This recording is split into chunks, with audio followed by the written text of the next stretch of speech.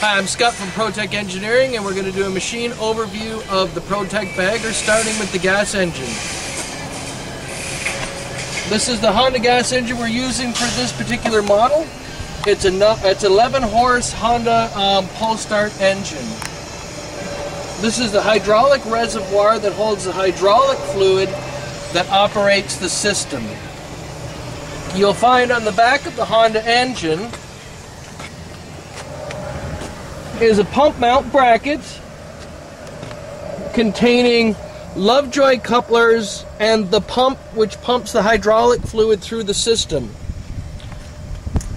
Backing up to the rear of the machine, you'll find the hydraulic motor, which operates a Lovejoy coupler on the shaft of what we call the rear drum that drives the belt.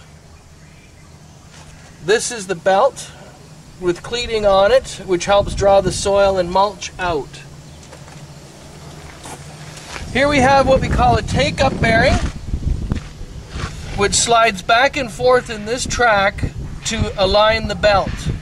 This is on for manufacturing purposes to make sure that we can get the belt aligned before we send it out.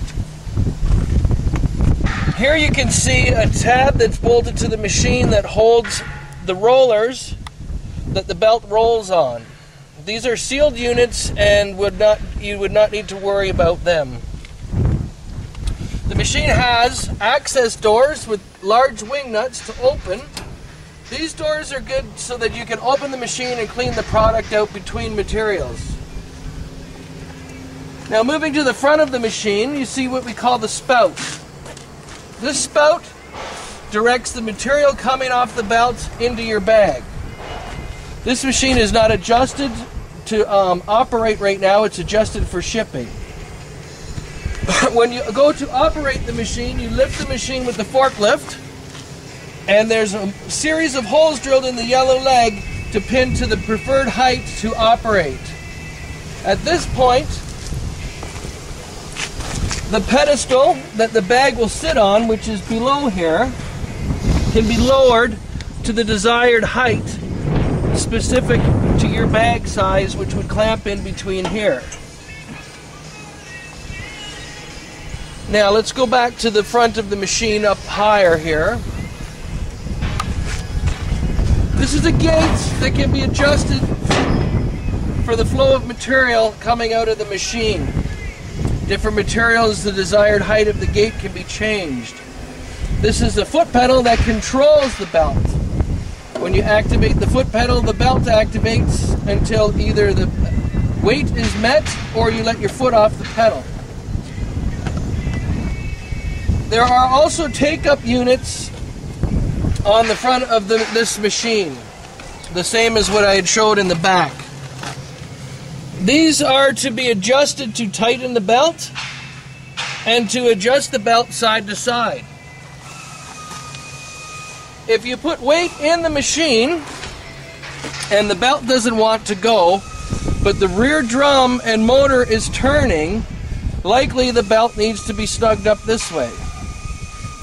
This brand new belt will stretch for the first month of operation, so it will be continually needed to be adjusted to stay snug and to track. Now I just want to go over the tracking of the belt because this seems to be a difficult thing for some of our customers. If the belt decides to track over this way because it's not adjusted properly, we would need to adjust this take-up bearing on the same side as where the belt's rubbing.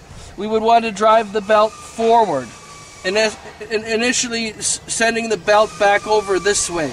Now you can do that until you have the belt tracking properly in between here. There's one on each side to maintain the snugness of the belt and the tracking of the belt. This particular unit has a scale and a solenoid device on it so that you can set the machine at 50 pounds, and that's how much product it will put in the bag. Down here underneath the scale is a flow control valve. This is the flow control valve. If you turn this up, the belt will move quicker, and if you turn it down, the belt will slow down. Simple. This is the control panel for the scale, which you would not need to worry about.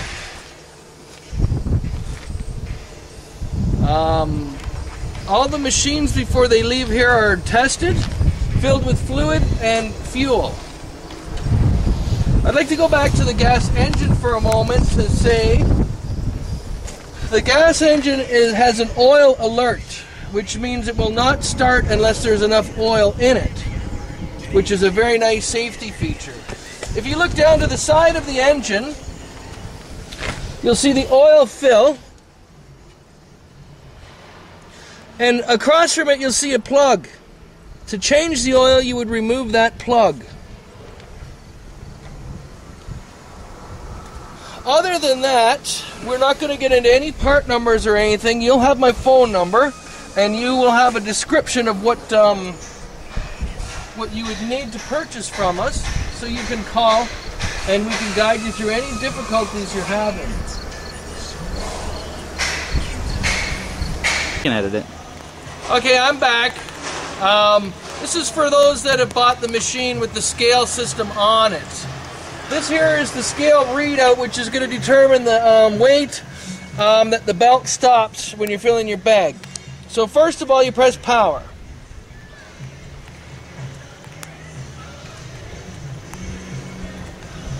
Now, when the power comes on, the scale should read 0.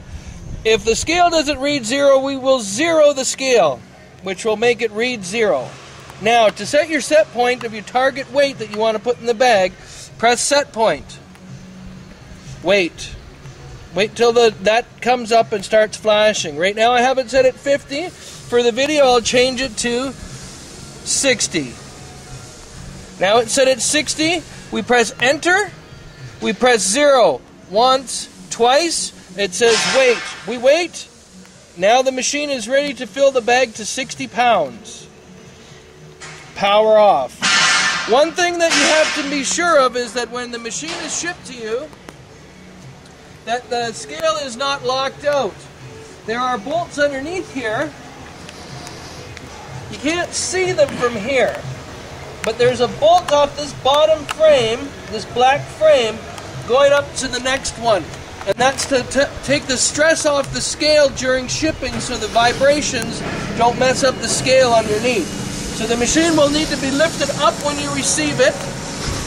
In each corner of the black tube, you're going to need to adjust the bolts down so that it's free. We're going to just go do another quick over around the machine, just to give you another look.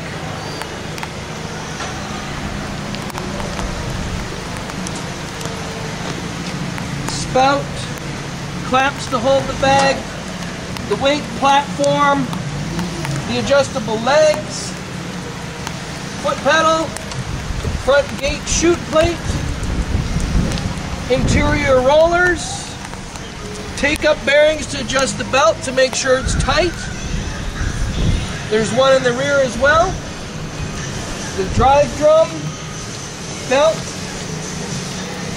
Lovejoy couplings, hydraulic motor, gas engine, hydraulic pump, hydraulic reservoir, scale indicator, and that's pretty much it. And of course, you can always call with any questions.